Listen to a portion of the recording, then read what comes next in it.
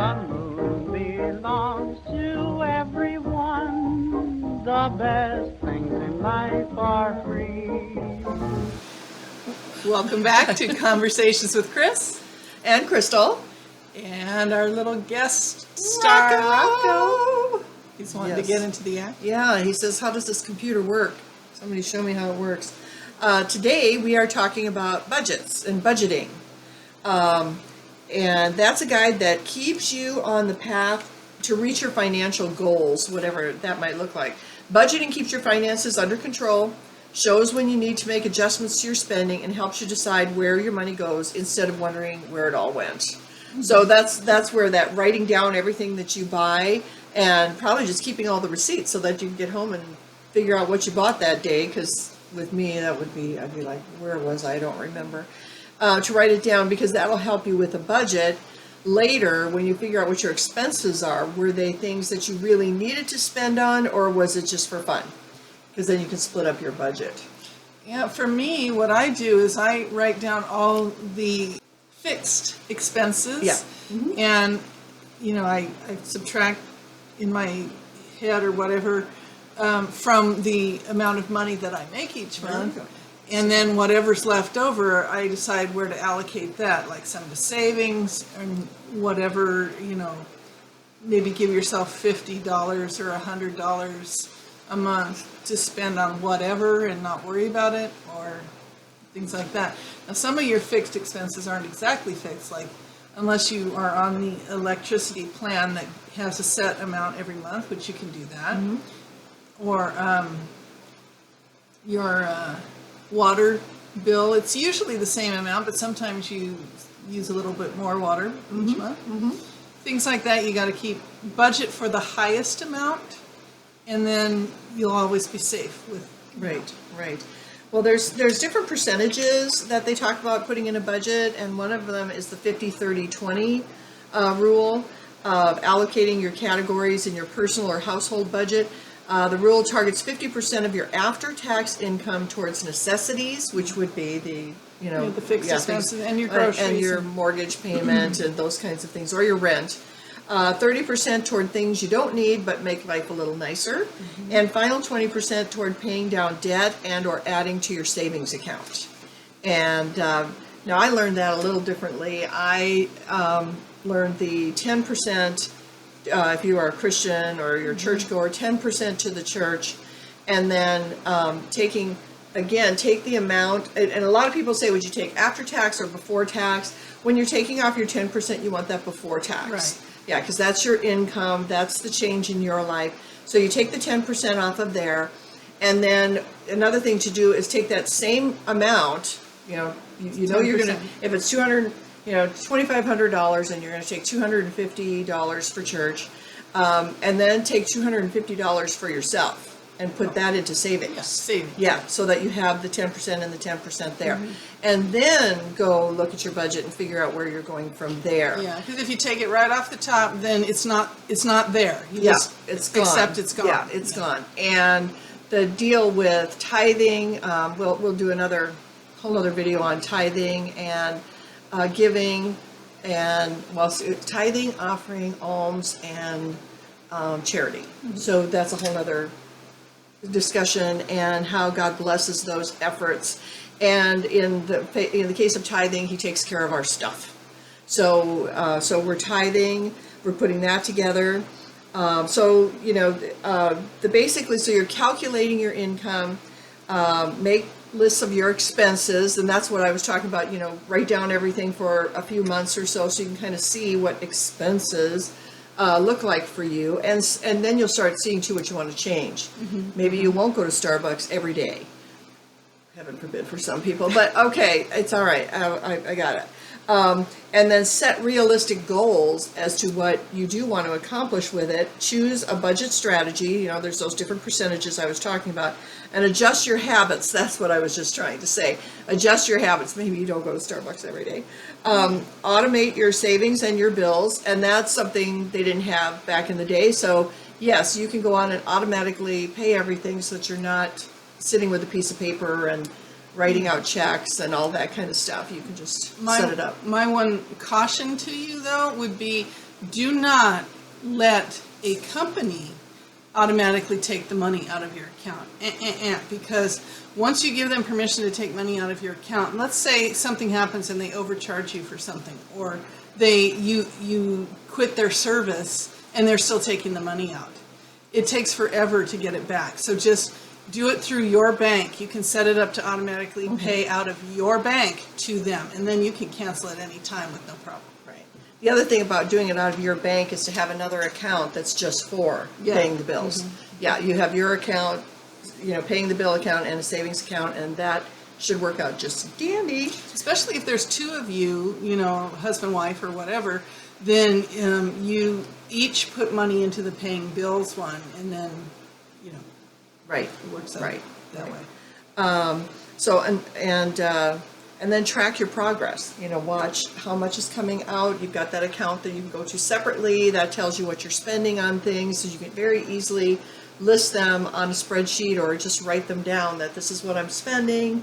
Here's my fixed bills that are getting paid automatically, and then here's what I'm spending for fun and those kinds of things. The other thing that helps with budgeting is the cash system, working with cash.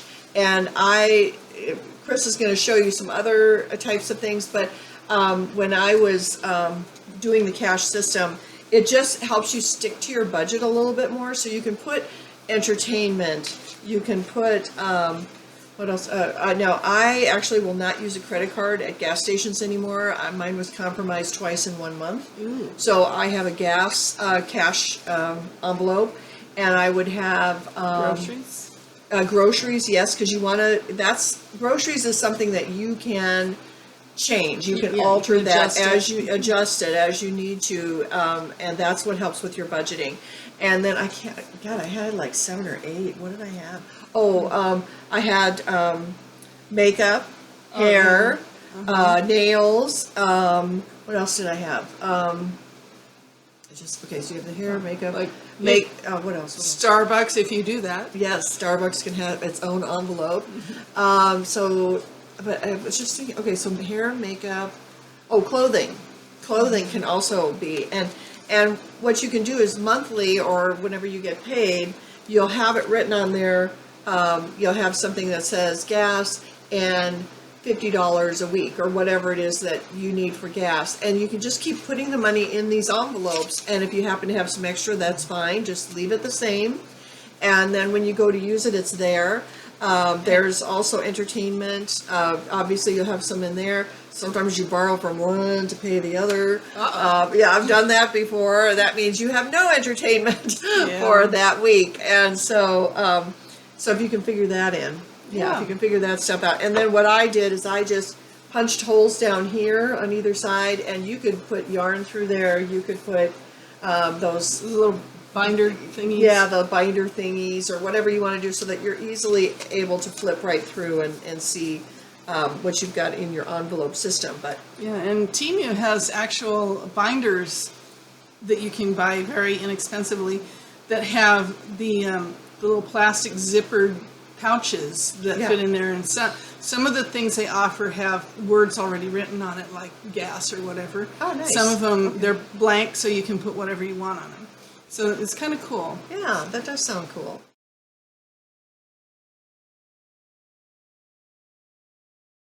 And so then they had, I was looking up for kind of a, what am I saying? A sample. They had percentages again and averages, giving 10% of your income, save as much as you can. There, that's easy. They actually had 15% of your gross income, paying yourself. I was okay being the same as God. I was good. Food and groceries for singles, it was $314 to $371. Couples was $685. I guess they doubled it. I guess, because I don't know how old this is, but yeah. That would be hard. That seems to be kind of high to me. A Families family like- of 4, $971. Like I wonder. $1,000. You know what? This might be a month. Yeah, it's this monthly. It is monthly. But still, Okay. that That seems seems like a lot. Yeah, because we're getting better at getting discounts and finding places. For me, a single person, it doesn't cost me $300 a month. for No, groceries. no, not at all. Utilities, they've got the natural gas listed, electricity, water, housing, which is 25, should be 25% of your take-home pay. So consider when you're renting or when you're buying a house that 25% of your income would be allotted to a mortgage payment. Yeah, and think about that. Say you've already got your mortgage payment. Before you buy something new on credit, think about, are you going to be able to do that with your mortgage payment and your other expenses? Yep. Transportation, they've got gas, oil changes. That was another one we put in an envelope.